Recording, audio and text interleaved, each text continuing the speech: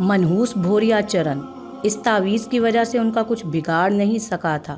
خاصی رات گئے خان صاحب مجھے آرام کرنے کا کہہ کر چلے گئے۔ میں بے حد خوش تھا کہ نہ جانے کیا کیا خیالات میرے ذہن میں آ رہے تھے۔ میری نگاہیں چھت پر جمی ہوئی تھی۔ پھر اچانک میں نے چھت پر کچھ دیکھا۔ سفید چونے سے پتی ہوئی چھت پر سیاہ دھبے رینگ رہے تھے۔ ان کی تعداد بڑھتی جا رہی تھی۔ وہ متحرک تھے۔ میں چونک پڑا۔ سیاہ دھبے اتنے ہو گئے کہ پوری چھت ان میں ڈوب گئی اور پھر وہ نیچے اترنے لگے۔ وہ مکڑیاں تھیں، مکروہ شکل کی مکڑیاں جو لاکھوں کی تعداد میں تھیں۔ اپنے جسم کے لیس دار مادے سے تار بناتی ہوئی وہ سب نیچے اتر رہی تھیں۔ ان کا نشانہ میں ہی تھا۔ میرے دل کی دھڑکن اچانک بڑھ گئی۔ مجھ پر ایسے مشکل وقت آئے تھے کہ اب کوئی مشکل نہیں لگتی تھی، بلکہ ہر لمحے کسی نئے حادثے کا منتظر رہتا تھا۔ حادثہ نہ ہوتا تو سوچتا تھا کہ اب زیادہ بڑا کوئی حادثہ ہوگا۔ اعصاب میں پختگی بھی پیدا ہو گئی تھی اور خوف بھی ذرا کم ہو گیا تھا، لیکن انسان تو میں تھا ہی، میری ساکھ تو کوئی تبدیل نہیں ہوئی تھی۔ خوف کے احساس کو ختم تو نہیں کر سکتا تھا خود سے۔ میں نے چاند خان کو بھوریا چرن کی کہانی سنا تو دی تھی، لیکن دل اس احساس سے دھڑکتا رہتا تھا کہ کہیں وہ کسی مشکل کا شکار نہ ہو جائے۔ بلکہ مجھے حیرت تھی کہ اب تک ایسا کیوں نہیں ہوا تھا۔ ہاں، چاند خان نے مجھے وہ متبرک تعویذ دکھایا تھا اور میرے دل میں عقیدت پیدا ہو گئی تھی۔ آرزو بھی بیدار ہو گئی تھی کہ کاش اس مزار پر مجھے بھی زندگی کی نوید مل جائے۔ مگر یہ مکڑیاں، شاید بھوریا چرن نے مجھے کوئی نئی سزا دینے کے لیے انہیں بھیجا تھا۔ میں دہشت بھری نظروں سے انہیں دیکھتا رہا۔ جوں وہ نیچے آ رہی تھی، میرے دل و دماغ میں وحشت اترتی جا رہی تھی۔ میں ان ننھی آنکھوں کو دیکھ رہا تھا، سرخ چمکتی ہوئی آنکھیں جو بھوریا چرن کی آنکھیں تھیں۔ ان آنکھوں میں نفرت تھی، غصہ تھا۔ وہ لاکھوں مکڑیوں کی آنکھوں سے مجھے گھور رہا تھا۔ وہ لاکھوں مکڑیاں چھت سے رابطہ ختم کر کے کود کر زمین پر آ گئیں۔ کمرے کی پوری زمین ان کے منحوس جسموں سے ڈھک گئی تھی۔ تل دھرنے کو جگہ باقی نہیں تھی۔ یہی نہیں، وہ دیواروں پر چڑھ گئی تھی، کھڑکیوں اور دروازوں پر چڑھ گئی تھی، پردوں پر نظر آ رہی تھی۔ ان کے ننھے منہ کھل رہے تھے اور بند ہو رہے تھے۔ پردوں میں سوراخ ہونے لگے، دروازے کی لکڑیاں برادے کی شکل میں بکھرنے لگی۔ وہ ہر چیز کو کھا رہی تھی، ہر چیز کو چاٹ رہی تھی اور میں انہیں دیکھ رہا تھا۔ میری آواز بند ہو گئی تھی، میرا بدن ساکت تھا۔ ایک بار جی میں آئی کہ انہیں ماروں، بدن کو جنبش دی، لیکن جسم مجھ سے باغی ہو گیا تھا۔ اپنے اعضاء پر میرا قابو ہی نہ رہا تھا۔ مجھے بس سانس لینے کی اجازت تھی، سوچنے کی اجازت تھی، مگر میں بدن نہیں ہلا سکتا تھا۔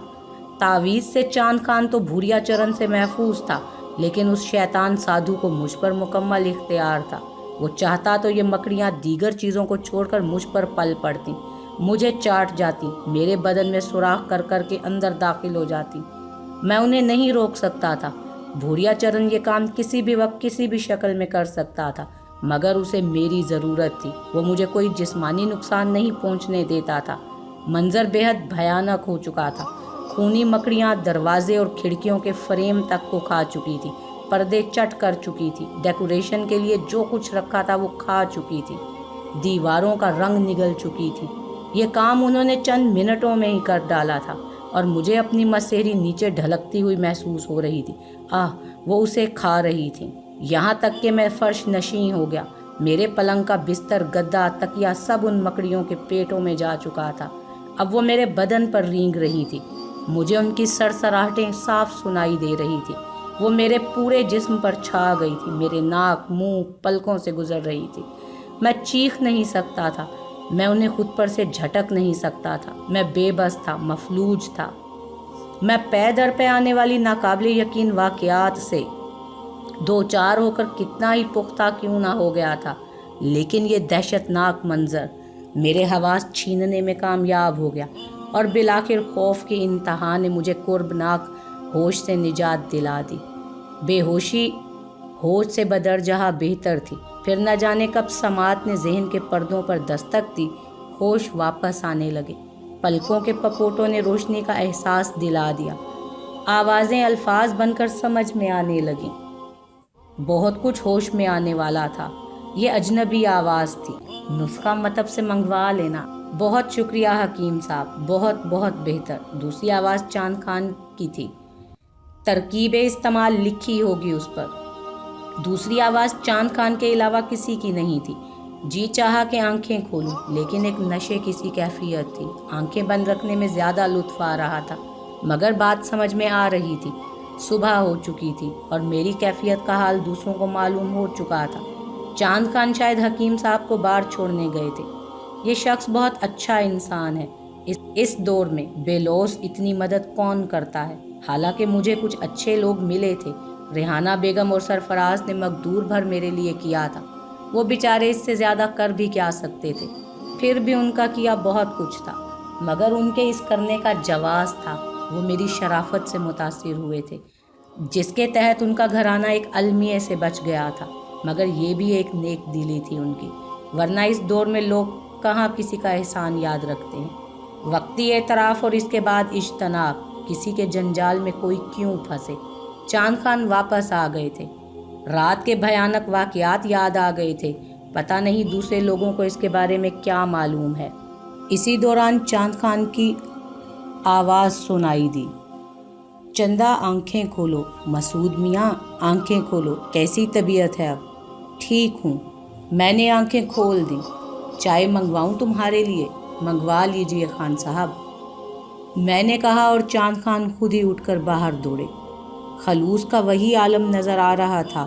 پتہ نہیں رات کے واقعات ان لوگوں کے سامنے کس شکل میں آئے تھے۔ چاند خان پھر میرے سامنے آن بیٹھ۔ دھڑکتے دل سے میں بھی اٹھ کر بیٹھ گیا۔ میرے کمرے کا کیا حال ہے خان صاحب؟ کیا ٹڈی دل گھس آئی تھی میرے کمرے میں؟ کیا ہوا تھا؟ بچپن میں ایک بار ٹڈی دل کو دیکھا تھا۔ درخت ننگے کر دیے تھے، گھاس پھوس اور پودوں میں ڈنڈیاں رہ گئی تھیں، مگر یہ تو ٹڈی دل سے بھی کوئی بکٹ چیز تھی۔ اللہ نے تمہیں بچا دیا۔ دروازے، کھڑکیاں، دیواروں کا چونا، ہر چیز، سب کی عقل کھوپڑی سے باہر ہو گئی ہے۔ کسی کی سمجھ میں کچھ نہیں آ رہا کہ پورے گھر میں ہوا کیا ہے۔ فضل خان صبح 5 بجے اٹھنے کے عادی ہیں، پورے گھر کا چکر لگانے کی عادت ہے، پڑھ کر پھونکتے ہیں۔ تمہارے کمرے کے سامنے سے گزرے تو دروازہ ہی غائب دیکھا، ناچ کر رہ گئے، اندر گھسے تو واپس نکل بھاگے اور پھر سب کو جگا دیا۔ تمہارا کمرہ ایسے لگ رہا تھا جیسے کوئی 200 سال پرانا کھنڈر ہو۔ تمہیں بے ہوشی میں اٹھا کر لایا گیا تھا۔ وہ کون سی چیز تھی جس نے یہ سب کچھ کیا؟ نشان ملے خان صاحب؟ کچھ بھی نہیں، کچھ بھی نہیں۔ وہ مکڑیاں تھیں۔ میں نے آنکھیں بند کر کے کہا، مکڑیاں؟ خان صاحب حیرت سے بولے، لاکھوں مکڑیاں جو چھت پر نمودار ہوئی تھیں، اور پھر وہ نیچے اتر کر ہر چیز کھانے لگی۔ بس انہوں نے مجھے چھوڑ دیا۔ باہر کیوں نہ بھاگ آئے تھے تم پھر؟ میں مفلوج ہو گیا تھا، آواز تک بند ہو گئی تھی۔ خان صاحب نے گہری سانس لی۔ چائے آ گئی، پورا ناشتہ تھا۔ خان صاحب بولے، ڈٹ کر ناشتہ کرو، حکیم صاحب نے کسی چیز کا پرہیز نہیں بتایا، اس کے بعد دوا کھانی ہوگی۔ آپ جانتے ہیں خان صاحب، مجھے دوا کی ضرورت نہیں ہے، میں نے افسردہ لہجے میں کہا۔ چلو ناشتہ کرو۔ ارے لو بھائی، کیا تکلف ہے؟ جی خان صاحب، میں نے کہا اور ناشتہ کرنے لگا۔ خان صاحب خود بھی میرے ساتھ مصروف ہو گئے تھے۔ میں نے کہا، کچھ کہنا چاہتا ہوں خان صاحب۔ انہوں نے کہا، ہاں کہو، میں یہاں سے جانا چاہتا ہوں۔ کہاں؟ کہیں بھی خان صاحب، جہاں خدا نے میرا ٹھکانہ بنایا ہوگا۔ آپ نے جو کچھ میرے لیے کیا اور میرے بھائی کے لیے کیا، اس کا صلہ میں مر کر بھی نہیں دے سکتا، مگر میں اپنے محسن کی زندگی، صحت اور خیریت کا خواہاں ہوں۔ میں نے بتایا تھا کہ حکیم سعد اللہ صرف اس لیے شکار ہو گئے تھے کہ سمجھ گیا کیا کہنا چاہتے ہو۔ باتیں ہیں میاں۔ پہلی بات تو یہ ہے کہ چاند خان برا دھندا کرتے ہیں، مگر لوگوں کا کہنا ہے کہ ہماری نسل بری نہیں تھی، رگوں میں کسی چمار کا خون نہیں ہے، باپ دادا آن بان پر مٹتے رہے ہیں، کچھ تو سرخی ہمارے خون میں بھی ہوگی۔ وہ منحوس اگر اتنا ہی دلاور تھا تو مکڑیاں ہمیں کھا جاتی، ہم بھی تو دیکھتے۔ اس سے تو پتہ یہ چلا ہے کہ وہ ہمیں مالی نقصان پہنچا سکتا ہے، جانی نہیں، اور اس کی ہمیں کوئی پرواہ نہیں، ہم نے کون سا محنت سے کمایا ہے۔ دوسری بات یہ ہے چندہ کہ ہمیں تمہارا نہیں، ان ماں باپ کا خیال ہے جو لٹ گئے ہیں، ویران ہو گئے ہیں، راج دلارے، انسان بڑا کمینہ ہے، اسے جو کچھ مل جاتا ہے اسے وہ اپنی عقل کا نتیجہ سمجھتا ہے، حالانکہ دینے والا جانتا ہے کہ وہ کسے کیا اور کیوں دے رہا ہے۔ ہم نے تمہیں رتولی لے جانے کا وعدہ کیا ہے، یہ ہمارے لیے بھی ضروری ہے، کیونکہ ہمارے ذریعے کسی کی بہتری ہونے والی ہے۔ اگر ہم نے اس سے منہ موڑا تو ہمارا کیا بنے گا، یہ اللہ جانے۔ جو ہوا بھول جاؤ، ہم تو یہ تعویذ تمہارے گلے میں ڈال دیتے، مگر منادی ہے اس لیے مجبور ہیں۔ خان صاحب، میں جو بات تھی آپ کو بتا چکا ہوں۔ دلارے، ہماری حیثیت گھٹانا چاہو تو دوسری بات ہے، نہیں خان صاحب، خدا نہ کرے۔ اور ہاں سنو، اب زیادہ انتظار نہیں کریں گے، پرسوں 18 ہے، بس پرسوں نکل چلیں گے۔ میں خاموش ہو گیا۔ ماں باپ بچھڑ گئے تھے، بھائی نامعلوم راستوں پر نکل گیا تھا، پتہ نہیں زندگی میں دوبارہ ملاقات ہو کہ نہ ہو۔ ابا اور اماں کا کیا حال ہوگا، ان کے دونوں بیٹے ان سے چھن گئے تھے۔ ماموں ریاض کے بارے میں یقین تھا کہ وہ انہیں سنبھال لیں گے، وہ نہ ہوتے تو باپ کی کمر تو ٹوٹ ہی گئی تھی۔ خان صاحب دن بھر مصروف رہے تھے، مجھے حکیم صاحب کی دی ہوئی دوائیں کھانی۔ رات کو خان صاحب واپس آ کر بولے، کل روانگی ہے مسعود میاں۔ کل؟ ہاں، کچھ کام تھے جن کی وجہ سے پرسوں کا ارادہ کیا تھا، آج ہی ہو گئے، اس لیے اب کل چلتے ہیں۔ اللہ کرے علیم الدین میاں جیتے ہوں، بڑے اچھے انسان ہیں۔ پہلے ان کے پاس چلیں گے، پھر ان کے ساتھ مزار پر چلیں گے، تم دیکھ لینا، ساری مشکلیں آسان ہو جائیں گی۔ جو حکم خان صاحب۔ رات کو خان صاحب نے کہا، میرے پاس سونا ہے تمہیں، دوسرے کمرے میں نہیں سونے دوں گا۔ دل کے انتہائی گوشوں سے خان صاحب کے لیے دعائیں نکل رہی تھیں۔ اس سے زیادہ کوئی کیا کر سکتا ہے؟ بڑی پرسکون رات گزری، دل کو بڑی تقویت اور سکون رہا تھا۔ صبح بے حد خوشگوار تھی۔ خان صاحب نے آدمی بھیج کر ریل کے ٹکٹ منگوائے تھے، اب میں صرف ان کے اشاروں پر چل رہا تھا۔ تیاریاں ہی کیا کرنی تھی، 2 جوڑے کے سوٹ کیس میں رکھے اور دوپہر کو ریلوے اسٹیشن پہنچ گئے۔ سوچ کے دروازے بند کر لیے تھے، اب صرف ایک ہی لگن تھی، کسی طرح اس بزرگ ہستی کے حضور پہنچ جاؤں جس کے فیض سے میری مشکل حل ہو جائے۔ خان صاحب معمولی آدمی نہ تھے، جو سامنے سے گزرتا سلام کرتا گزرتا۔ ریل آ گئی، ہمیں بڑے احترام سے ریل میں بٹھایا گیا۔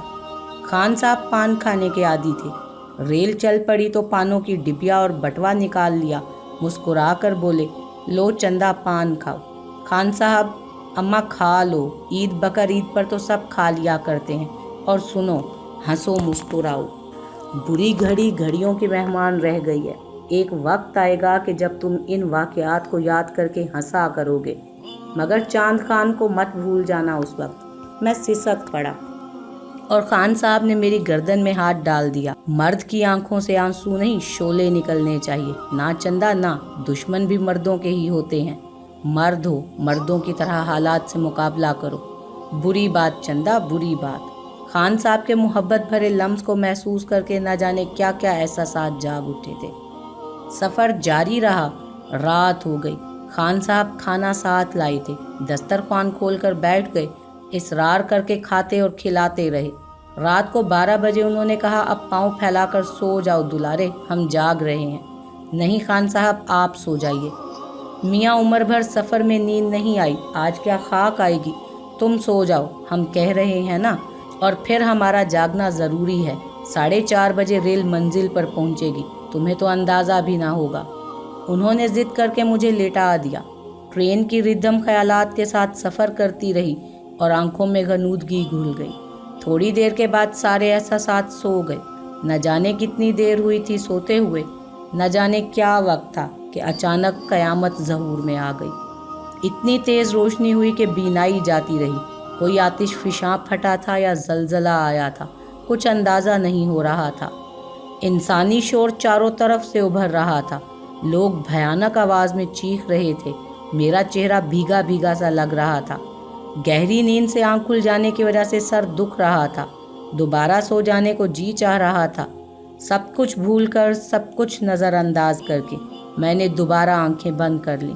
پھر نہ جانے کب جاگا تھا، تیز روشنی ہو گئی تھی، کھڑکیوں سے سورج کی شعائیں اندر آ رہی تھی، گرمی لگ رہی تھی، پنکھا بند تھا۔ نہ جانے کیوں تبھی مجھے آواز سنائی دی، رتنا او رتنا، کب تک سوتا رہے گا، 10 بج رہے ہیں، اٹھ جا رتنا بھائی، نہ جانے کون تھا، نہ جانے کسے آوازیں دے رہا تھا، مگر پھر میرے کمرے کا دروازہ کھلا اور ایک دراز قامت خاتون اندر آ گئیں۔